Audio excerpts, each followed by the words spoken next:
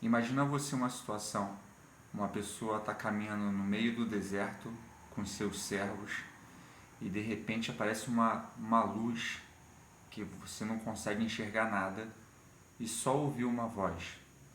E essa voz ela diz o seguinte: Saulo, Saulo, por que você me persegue? E ele assustado, ele perguntou: quem fala? E ele respondeu: é Jesus a quem você persegue. Nesse episódio, Saulo estava indo para uma sinagoga em Damasco, justamente para poder perseguir, prender, em alguns casos até matar cristãos. Qual era o objetivo dele? Era apenas esse? Era apenas perseguir? Era apenas matar? Ele, na verdade, estava sendo levado pelo ensinamento, pela questão do seu ego, pela questão do poder aquisitivo que ele tinha, e ele achava que ele tinha autoridade para fazer todas essas coisas. Então ele sabia que na sinagoga era onde ele iria encontrar cristãos e ele ia fazer aquilo que movia ele, que era o ódio dele pelos servos de Cristo, para ele poder fazer as maldades que ele queria fazer. E aí eu quero trazer para você uma palavra que ela está no livro de Filipenses, capítulo 3, versículo 13 e 14, diz assim: esquecendo-me das coisas que atrás ficam e avançando para as que diante de mim, prossigo para o alvo, pelo prêmio da soberana vocação de Deus em Cristo Jesus. Quando apareceu essa grande luz, que perguntou para ele por que ele me perseguia, por que você estava me perseguindo, porque ele estava perseguindo os servos de Cristo, Saulo ele perdeu a sua visão. Ele ficou 3 dias sem enxergar nada, seus servos que iam conduzindo. Então, quando ele chegou lá em Damasco, Jesus ele mandou que Ananias, um servo dele, fosse ao encontro de Saulo para que o curasse da sua visão, para que ele voltasse a enxergar novamente.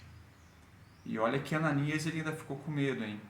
Porque ele conhecia o histórico, ele conhecia o que Saulo fazia, que era o que? Perseguir cristão. Mas ainda assim ele foi lá, ele curou Saulo, e Saulo entendeu que Jesus ele veio para a terra não para se gloriar, não para que ele usurpe o poder de Deus, mas sim para que ele fosse uma oferta viva em nosso favor, em favor de Saulo, que depois de todo esse cenário do encontro com Jesus, ele teve o seu nome mudado para Paulo, e Paulo ele foi um dos maiores propagadores da palavra de Jesus Cristo naquela época.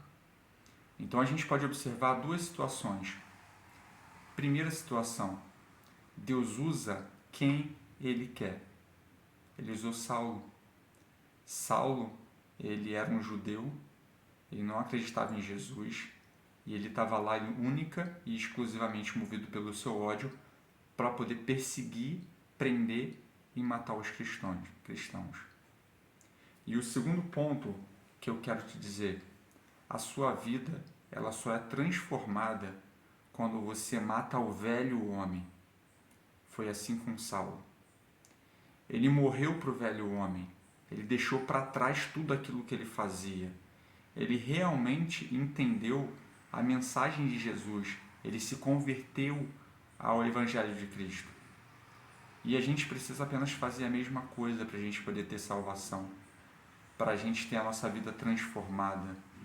A gente precisa fazer uma opção.